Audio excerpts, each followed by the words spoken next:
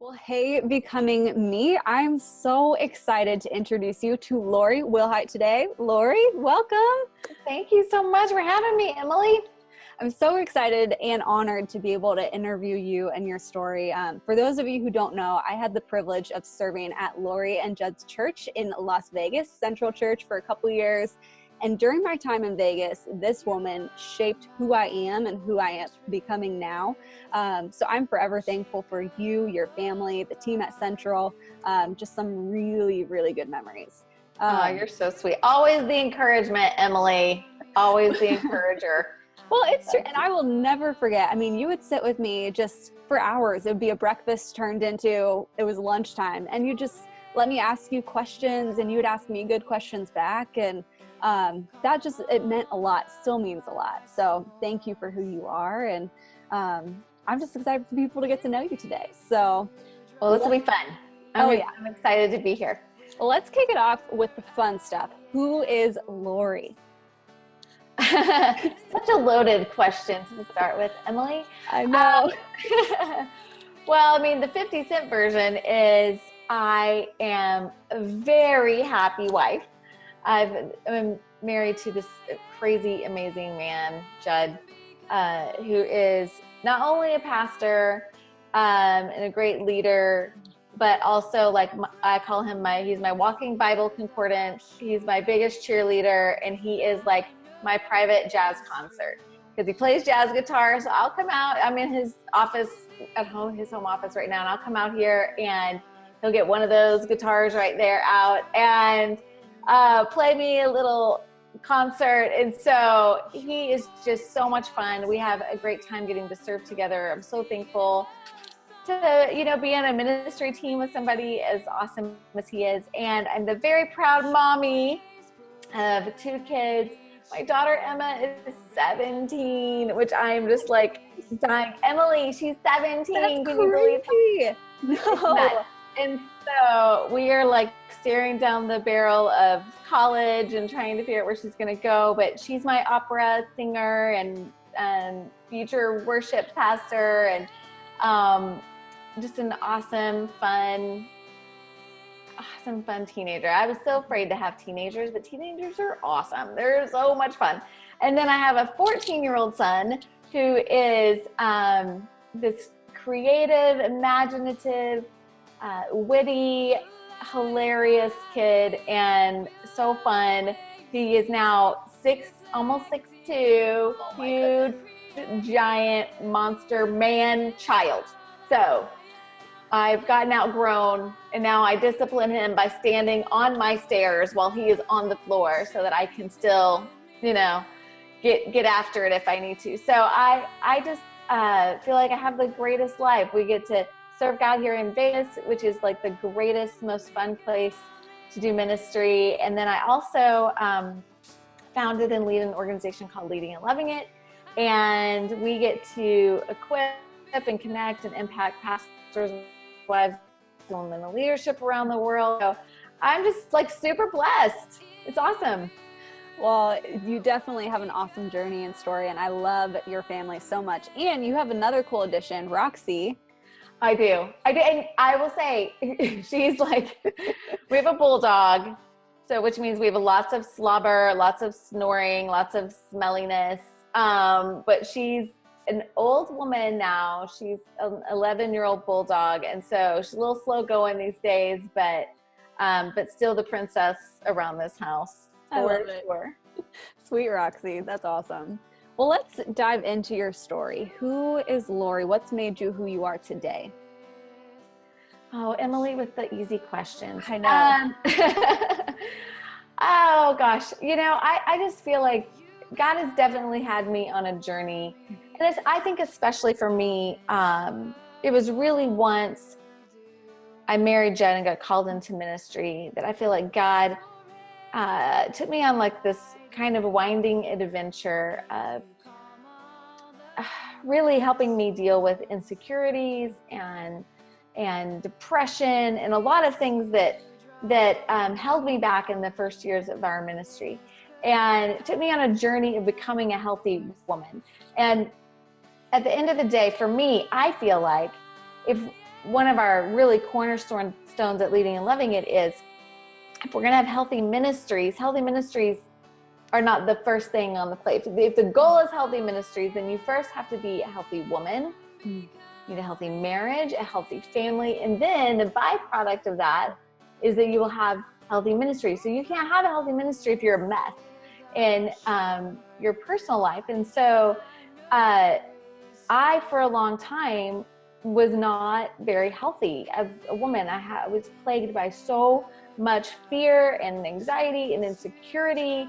And so therefore, our ministry was not functioning at its best. My sweet husband had so much like side energy going, trying to take care of me and make sure, that I was doing well in those first years. And so God took me on a very lengthy, I think, journey of discovering who I was, trusting his sovereignty and his calling on my life, and becoming healthy.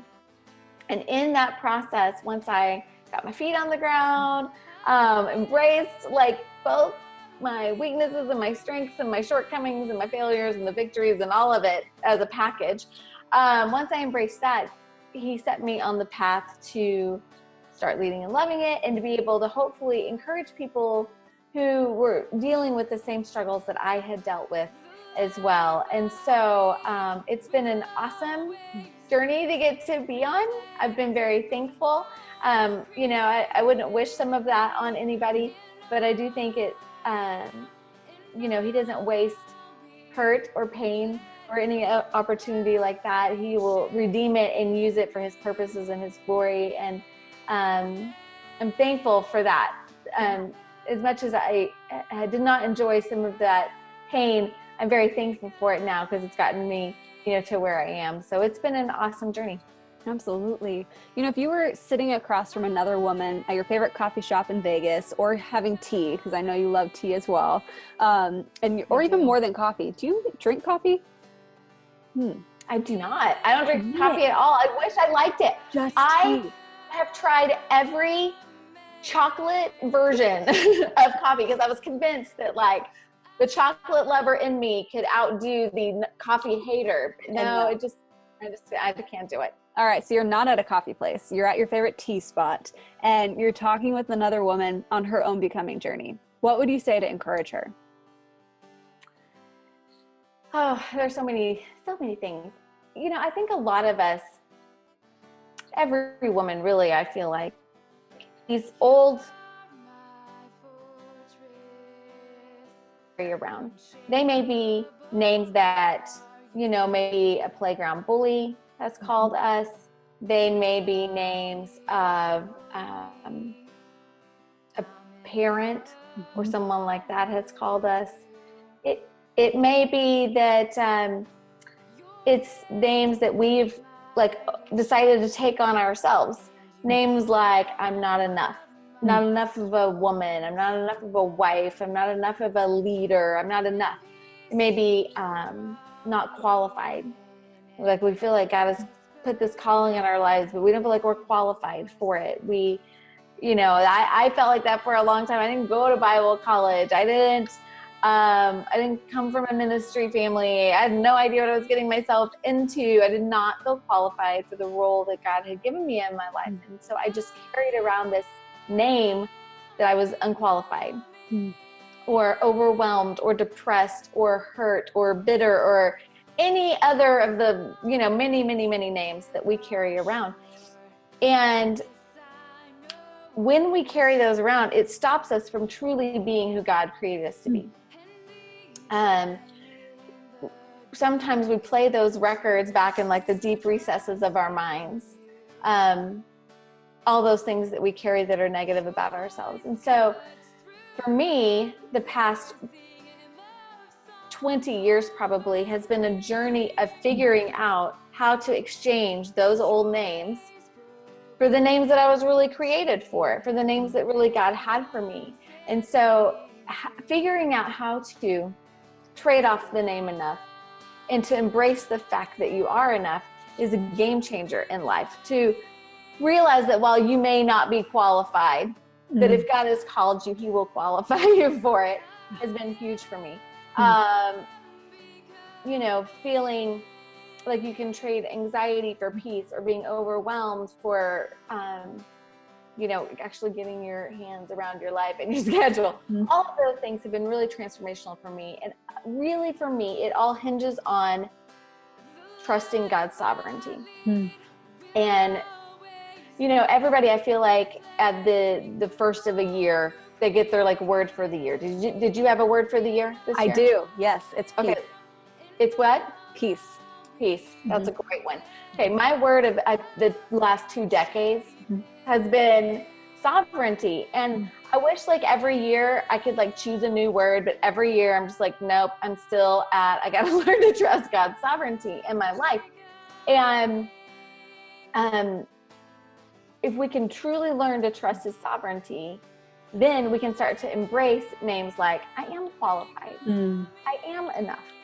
I can be victorious over these different areas of my life. And I remember like years ago, I was kind of having this moment standing in the Miami airport, Florida, trying to get back to Vegas. And I was with a friend, and I was kind of, you know, that moment in like Exodus, I think, where Moses is being called by God to go, like, you know, rescue the Israelites.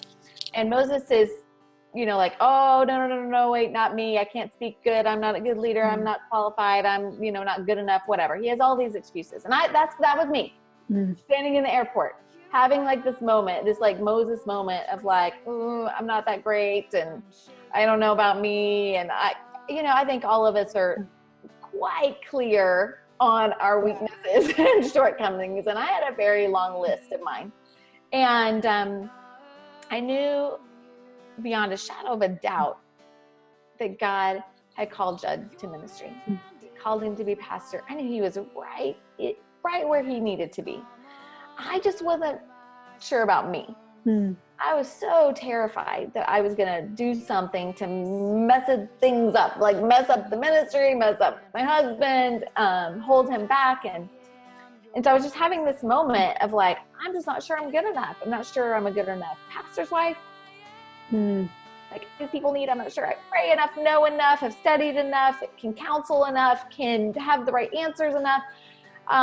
You know, I don't know if I'm enough of a wife, have an awesome husband who I'm crazy about, but like, can I be enough of a cheerleader, enough of an encouragement, enough of a helpmate to be who he needs to be? I've got these crazy, great kids, but they're kids, which means like we have, you know, teen girl drama, and we've got, you know, challenges with homework, and we've got little broken hearts and all of that stuff. And I have these moments where I'm like, I don't know if I can be enough of a mom for my kids. And I don't know if I can, you know, help them to grow to be who God has them to be. Like, I don't know if I'm enough to do that. And so I was having that kind of moment in the Miami airport in the security line. And my friend turned around and she like put both hands on my shoulders and said, Laurie, I just gotta ask you, do you believe God's sovereign? I'm like, hello, been a Christian a long time. The correct answer is yes, I believe God is sovereign. And so she said, then I gotta ask you, do you not think he knows what he's doing? Wow. Do you not think he knew what he was doing when he chose you to be the pastor's wife at your church? Does he not know who Central needs as their pastor's wife? Does he not know who Judd needs alongside him in life and in ministry? Does he not know who your kids needed to be their mom? Is he like not sovereign? And I stopped and took a deep breath and was a little slower to answer, because I had to decide, like, do I believe God's sovereign? Because if I do, then that changes all of those disqualifying names that I had been carrying around. And I do believe that now. And I do believe that he has called me to this awesome church. While there are many days that I do not feel qualified, I trust his sovereignty and that he knows what he's doing and that he will equip me along the way. And while I am not a perfect mother or wife, I do believe that God chose me to be with Judd and to parent these darling children that I have. And so I'm not the perfect mom, but I'm an enough of a mom. I love them enough. I care for them enough. I cheerlead them enough. And I don't always get it right, but I do trust his sovereignty in the middle of it. And so that to me has been the hinging point for really ministry for me, my family life. All of it comes back to me to, do I trust God's sovereignty? Because if I do, then it takes care of a lot of those other names I've carried around. It takes care of a lot of that, because then I can embrace the fact that even in my weakness, even in my, shortcomings, even in my mess ups, God chose me anyway.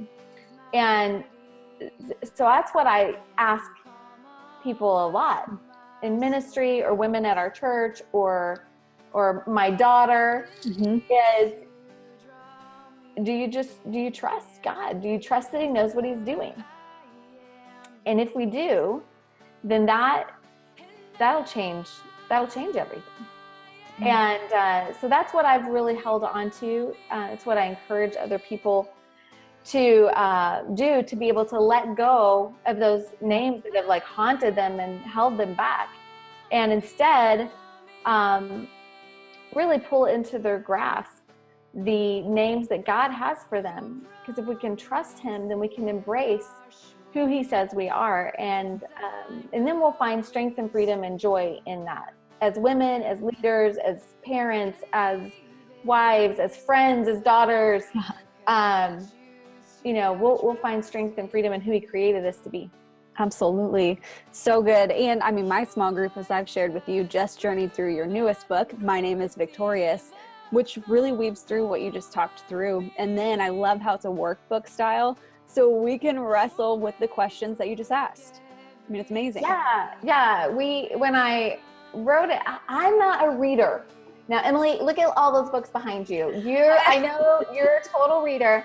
I only read fiction. Like, I just want to, like, when I read, I want to like turn the brain off. I don't want to think, like, don't challenge me to become a better person. Like, I just want to like relax and chill out. So it's funny to me that I also write when probably, like at least our first book, I probably wouldn't have read our first book, because that's not my kind of style of reading. I'm proud of it, and I believe everything we wrote in there. But so when I decided to write this one, I was like, I think I'm going to try to write a book that I would do. Yep. Which means I got to have some reflective moments. I got to have some creative moments. I got to have something to kind of break up the brain dump of, a nonfiction book. And so it does have tons of activities and lots of, you'll see a lot of insight into like the way my brain works on this stuff, but because I did all those drawings but it does, the goal was to, as you read, not just let us highlight and move along, which I've been known to do many times, but to actually make us stop and think and process and let God, call to mind things that we need to let him work on, let him deal with our hearts and start to change them. And so it was designed definitely to try to force some introspection, which is good. And so, so it's the nonfiction book for those of us who are not nonfiction. Yes, I love it. And for all of you watching, we'll have the link for My Name is Victorious in this post, so you can grab your copy, journey through it. There's also an online study that you can even watch Laurie teaching through different sections, and my small group went through that, and it was amazing. So that's a lot of fun. But talk to us a little bit more about leading and loving it. What is leading and loving it? Well, it is really this, much like you have this Becoming community. That is a community of pastors' wives and women in leadership. Some of them work at churches. Some of them work at Christian nonprofits. Some of them are, crazy, amazing volunteer leaders for the Lord. And we're spread out like globally. But there's something that happens, I think, that is unique when you get women who kind of walk the same road together. We don't even have to say that much to each other to be like, I get you, I know you, I understand your life. And so it's just this really beautiful community of gals who encourage each other, pray for each other, walk with each other. And our hope is, you know, I used to, when I first, actually, it was when we first came to Central and Judd was a senior pastor. We were probably about, I don't know, 9 years into our ministry and marriage at that point. And we went to a conference, and it was a great conference, but I went to this pastor's wives group. And one by one, everybody would stand up and say, like, talk about themselves, you know. And I mean, some of these women are amazing. You know, some crazy, amazing women in ministry too, and I do too. And so I'm listening to, like, you know, I homeschool my 8 children, and I work full time at the church, and I preach every other week, you know, all these like crazy things. And I'm thinking, oh my gosh, I feel lucky that I took a shower that day because I had 2 tiny kids. And it was very intimidating to listen to like woman after woman after woman. And man, all of my insecurities came up of like, I don't know if that's the goal of being a pastor's wife, if that's what you gotta be, then I'm in trouble. Yeah. And so I decided I'm going to just like walk around and ask every pastor's wife here that I can find the same like 5 questions. I'm going to ask them, like, who do you talk to? Leadership can be very, very, very lonely. Who do you talk to? How do you handle criticism? How do you balance it all? And I had this little list of questions. And so I went around, and people gave me like answers, like really good answers, like thought out, biblical, with the scripture to back it up, answers to each of my little questions. But I kept asking, and I kept asking and asking and asking and asking and asking. And I've asked dozens of people. And then I sat down and I thought, why am I still asking these same 5 questions? And it hit me. I didn't want answers. I wanted to know I wasn't alone. I just wanted to know I'm not the only one that is lonely. I want to know I'm not the only one who's completely overwhelmed with ministry life. I wanted to know I'm not the only one, you know, who faces criticism in leadership. And so at Leading and Loving It, while we do try to help equip people, and we do try to give answers, we do that on a regular basis. What we try to do is one even better than that, which is give people the moment of realizing they're not alone in the challenges of leadership. And, you know, ministry is the best job ever. It's incredible, but it is also very hard. It's very difficult. And so to come alongside people and just let them realize that they're not alone in the challenges. They're also not alone in the celebrations, because sometimes awesome stuff can be happening and there's nobody there to celebrate with you. And so just yes, we want to give people answers. Yes, we want to help people as women in ministry, but we want to do better than that. We want to give them a community. We want to help them realize they're not alone. And I just go back to, this is where my non-Bible education does not ever pay off for me. Because what I'm about to say, I did not check before we started this conversation. But I'm going to say it's in Ephesians. I'm going to guess chapter 6. But everyone double check later. But there's this great verse. And the Message translation says, keep each other's spirits up so no one falls behind or drops out. And I think it's vital. It's vital for those of us who are in ministry, for any woman, period. We need people around us who can keep our spirits up so that nobody falls behind or drops out. And, you know, the stakes are very high in life, in leadership, in your families, in your workplaces. And so we got to make sure that we're keeping each other's spirits up. And so that's, I think, one of the best things we do at Leading and Loving It is try to make sure that happens. We don't want anybody dropping out. Yeah. Like, too much work to be done. There are too many people to introduce to Jesus. We do not need people falling by the wayside because of discouragement or burnout or, integrity breaches or whatever. We got to keep each other's spirits up. And so that's what we do. That's what we focus on. And we do a lot of other things along the way. We've got a online conference. It's totally free. It's available all year long. You can just hop on leadingandlovingit.com. It's called Just One. We have like crazy awesome speakers this year. And so you can hear from Dawn Shreve Wilkerson and Holly Furtick and Sandra Stanley, so many awesome people. And that's totally free. Comes to your phone. You can watch it in the morning and while you're like doing your mascara or something. And then we have a conference every October. It's in Las Vegas. You can tell if anybody's afraid of you coming to Vegas, you can tell them it's in Henderson because that's true.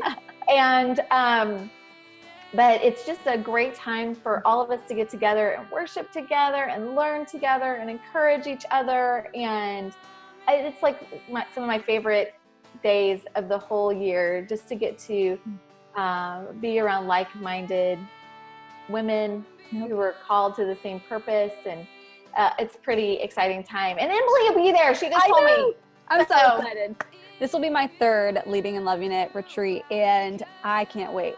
The first two were so much fun. I walked away learning so many things, being encouraged, and as Laurie talked about, that community feel. So walking away knowing I'm not alone. So I'm excited this year to head back to Vegas, Henderson, and go to retreat. My mom's going with me. So all of you who, this is sounding interesting, you're in this season, you're a pastor's wife, woman in ministry, don't miss this conference. The links will be here so you can register, get your ticket, and we'll see you in Henderson. So it'll be awesome. Now I gotta buy you coffee or something for that awesome plug. Yes. Or I'll even drink tea with you. It's perfect. Deal. Yes. Well, Laurie, thank you so much for sharing your story, who you are, who you're becoming, and for all you're doing to remind women that we are not alone. So I so appreciate you. Thank you, Emily. We're so proud of you and the way God's using you, and in this ministry, in the church. Man, we're proud of you. We love you. Thank you.